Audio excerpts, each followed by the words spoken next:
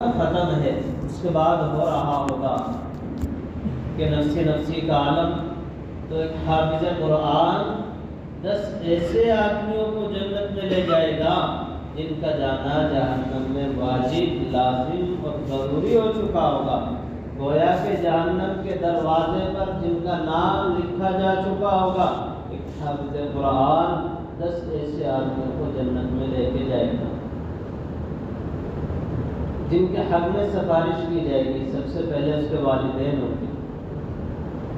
اللہ کے پیارے نبی، ہم سب کے محبوب حضرت محمد مصطفیٰ صلی اللہ علیہ وسلم نے ارشاد فرمایا، من قرأ القرآن وحفظہ البس والداہ تاج یوم القیامہ ضوءہ من ضوء الشمس، کہ جس نے قرآن کریم پڑھا، اسے یاد کیا،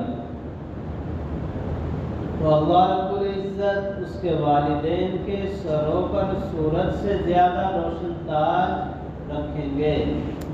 اور یہ تاج کا نام 10 آدمیوں میں یا 20 میں نہیں رکھا جائے گا، بلکہ آدم سے لے کر محمد تک بھی تمام نبی ہوں گے، اور محمد سے لے کر قیامت تک آنے والے تمام اولیاء اللہ بھی ہوں گے، اور آدم سے لے کر قیامت تک آنے والے انسان بھی موجود ہوں گے۔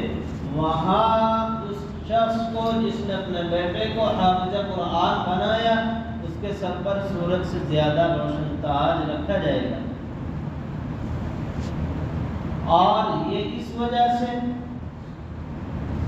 یہ اس بنا پر کہ انہوں نے اپنے بیٹے کو حافظ قرآن بنایا۔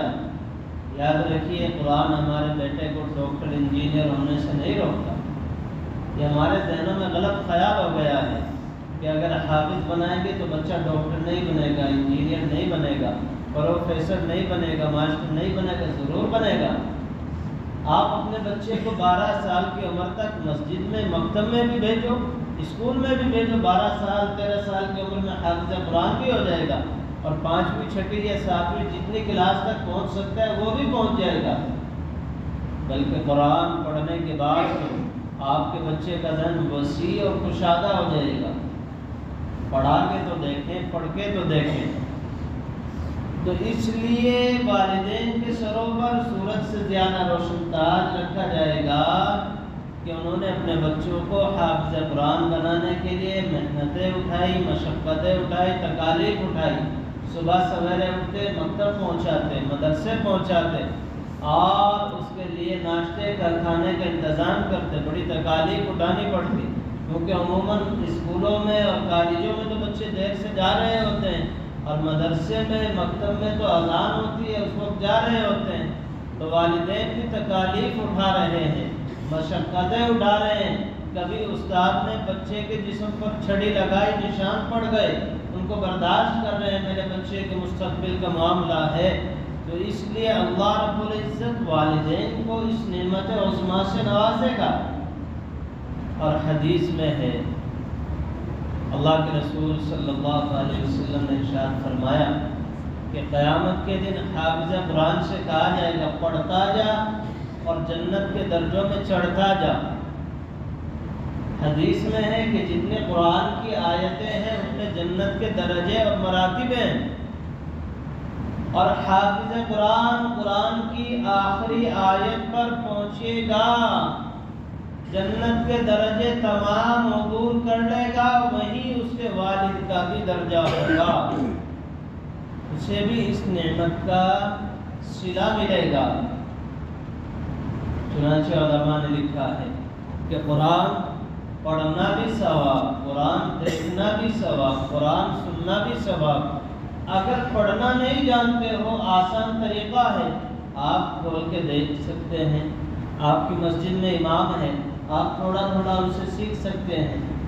حدیث میں ہے، اللہ کے رسول صلی اللہ علیہ وسلم نے ارشاد فرمایا کہ جو شخص قرآن کریم پڑھتا ہوا انتقال کر جائے، قرآن کریم پڑھتے ہوئے وفات پا جائے، تو قبر میں ایک فرشتہ آتا ہے اسے پڑھانے کے لیے، وہ حافظ قرآن قبر میں مکمل ہو جاتا ہے۔ وہ یہ نہ سوچنا کہ بھئی ذہن ہمارے بڑھاپے میں کمزور ہو جاتے ہیں، قبر میں کیسے یاد ہوگا، وہ اللہ کا معاملہ ہے، وہاں ذہن بہت تیز اور ہائی ہو جاتے ہیں۔ ہم اور آپ بہت سارے لوگ عربی نہیں جانتے، قبر میں فرشتے آتے ہیں، سوال عربی میں کر رہے ہوتے ہیں اور ہر شخص جواب عربی میں دے رہا ہوتا ہے، تو کس نے سکھائی یہ زبان؟ مرتے ہی فوراً زبان تبدیل کیوں ہوئی؟ یہ اللہ کا نظام ہے۔ اللہ رب العزت نے یہاں ہمیں جو زبان سکھائی، وہاں وہ دوسری سکھانے پر بھی قادر ہے۔ تو مرنے کے بعد وہ حافظوں میں، اہل اللہ میں شامل ہوگا۔ تو بتاؤ، قرآن کریم کتنا آسان ہے۔ ہر شخص اس نیت سے دیکھو، کوئی 50 سال کی عمر ہو گئی، 60 سال کی عمر ہو گئی، 70 سال کی عمر ہو گئی، کہ اب حافظ قرآن بننا بڑا مشکل ہے کہ نہیں ہے؟ بہت آسان ہے میرے پیاروں، بہت آسان۔ وہ کیسے؟ میں آپ کو طریقہ بتا رہا ہوں۔ مثلا الف لام میم ذالک الکتاب لا ریب فیہ ھدی للمتقین، یہ آیت ہے۔ اب اتنی آیت ہر شخص کے یاد نہیں ہوگی، تو ہم قرآن کھولیں، اپنے امام سے پڑھیں، الف لام میم ذالک الکتاب، اتنا تو یاد ہو جائے گا۔ اب چلتے پھرتے اسے یاد کرتے رہیں۔ ہماری نیت ہے ہم تو حافظ قرآن بنیں گے، یا الف لام میم کو یاد کرتے رہیں، اور چاہے 50 سال میں ایک پاؤ ہی ایک حرف سے یاد ہوئی، نیت تو ہماری کتنی ہے؟ پورا قرآن پڑھنے کی، حافظ قرآن بننے کی۔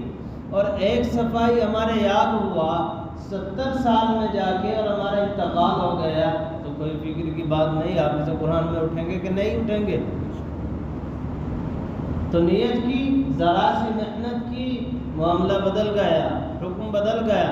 اور حدیث میں ہے، گرچہ کمزور ہے سند کے اعتبار سے، آقا نے فرمایا نیت المؤمن خیر لعملہ، کہ مومن کی نیت اس کے عمل سے بھی بہتر ہے۔ تو ہم نیت کریں اور عمل کی کوشش کریں تو اجر ہمیں مل جائے گا، اتنی بڑی فضیلت اور انعام قیامت کے دن مل جائے گا۔ تو میرے بھائیوں، میں بتا رہا تھا، قرآن پڑھنے پر بھی اجر، قرآن سننے پر بھی اجر، قرآن دیکھنے پر بھی اجر۔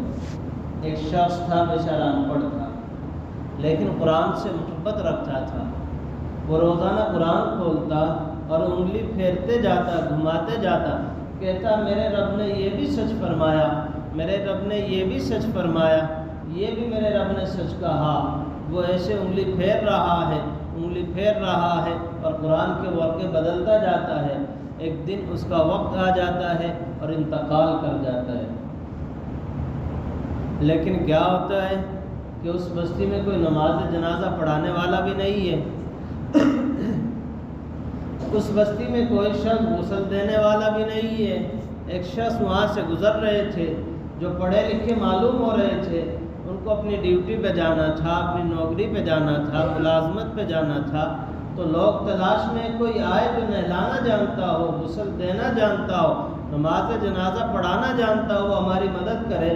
وہ وہاں سے گزرا، لوگوں نے خوش آمد کی، ادباً درخواست کی، کہا بھائی اللہ کے لیے ہماری مدد فرماتے جائیں، ایک شخص کا انتقال ہو گیا، ہم سے نہلانا نہیں آتا، کفنانا نہیں آتا، نماز جنازہ نہیں آتی، دفنانے کا طریقہ معلوم نہیں ہے، للہ ہمارا ہاتھ بٹائیں، ہمارا تعاون فرمائیں، اللہ آپ کو اجر عطا فرمائے گا۔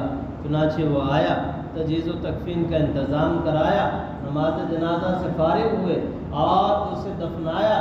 دفنانے کے بعد وہ چل گیا، رخصت ہوا، اپنی ڈیوٹی پر پہنچا، جہاں اپنی ملازمت پہ پہنچا، جا کر دیکھتا ہے جو کارڈ تھا جسے دکھا کے اندر جانا ہوتا تھا اور اسے ملازم سمجھا جاتا تھا کہ یہاں کا ملازم ہے، وہ کاغذ جیب کے اندر نہیں ہے، وہ کاغذ جیب سے غائب ہو گیا ہے۔ پریشان ہو گیا، میری تو ڈیوٹی کا معاملہ ہے، ملازمت کا مسئلہ ہے، ملازمت ختم ہو جائے گی، پریشان ہے۔